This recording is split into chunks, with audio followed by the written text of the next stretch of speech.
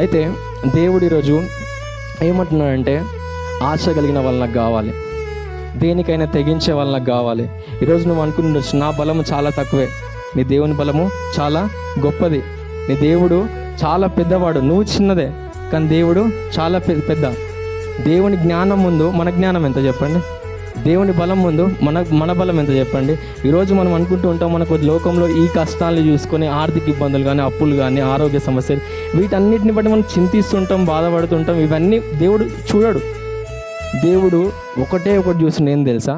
నీ హృదయాన్ని చూస్తుండు. వీటన్నిటిని పక్కన పెట్టేసి, ఈమె నన్ను ఆరాధిస్తలేదా, వీటన్నిటిని పక్కన పెట్టేసి నా దగ్గరకు వస్తలేదా, లేకపోతే వీటి కోసమే నా దగ్గరకు వస్తుందా?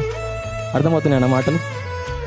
ఈరోజు దేవుడు మీరు వ్యక్తిగతంగా రావాలని ఆశపడుతుండు.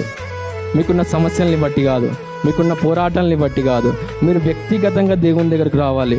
ఎంతమంది ఈ లోకంలో, ఎంతమంది భూమిపైన, అందరు ఈ ఊర్లో ఉన్న అందరూ కూడా దేవునికి వ్యతిరేకంగా నిలబడ్డా కూడా నువ్వు ఒక్కడివి నిలబడాలి. అటువంటి విశ్వాసం నీలో నుంచి దేవుడు కోరుకుంటున్నాడు. ఎంతమంది నీకు వ్యతిరేకంగా మాట్లాడుతున్నా కూడా, నేను చంపేస్తామని బెదిరిస్తున్నా కూడా నువ్వు ఒక్కడివి నిలబడాలంతే.